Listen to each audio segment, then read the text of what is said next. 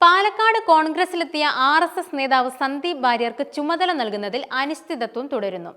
KPCC president സ്ഥാനത്തെ ചൊല്ലി തർക്കം രൂക്ഷമായ സാഹചര്യത്തിൽ സന്ദീപിന് എന്ത് സ്ഥാനം നൽകണമെന്നതിൽ ഇനിയും ധാരണയായിട്ടില്ല.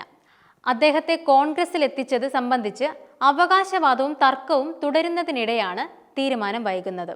നേതാക്കളുടെ ഒപ്പം നിൽക്കുന്നവർക്ക് പദവി നൽകുമെന്ന കീഴ്വഴക്കം നിലനിൽക്കുന്ന കോൺഗ്രസിൽ സന്ദീപ് വാര്യർ ഏതു പക്ഷത്താണെന്നതും ആശയക്കുഴപ്പമുണ്ടാക്കുന്നു. ആർഎസ്എസ് ഉയർത്തുന്ന തീവ്ര ഹിന്ദു വർഗീയതയെ തള്ളിപ്പറയാൻ അദ്ദേഹം ഇതുവരെ തയ്യാറായിട്ടില്ല.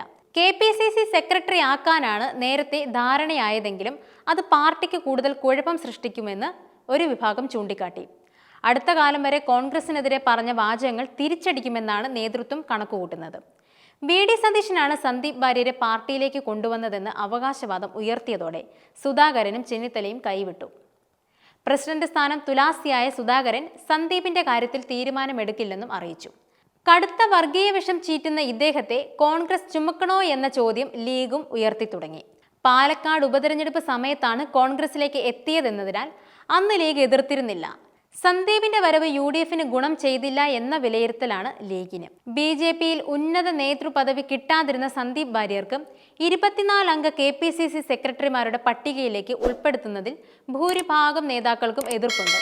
ജില്ലാ കോൺഗ്രസ് കമ്മിറ്റിയിൽ ഉൾപ്പെടുത്തരുതെന്ന് ജില്ലാ നേതൃത്വവും അറിയിച്ചതായാണ് വിവരങ്ങൾ.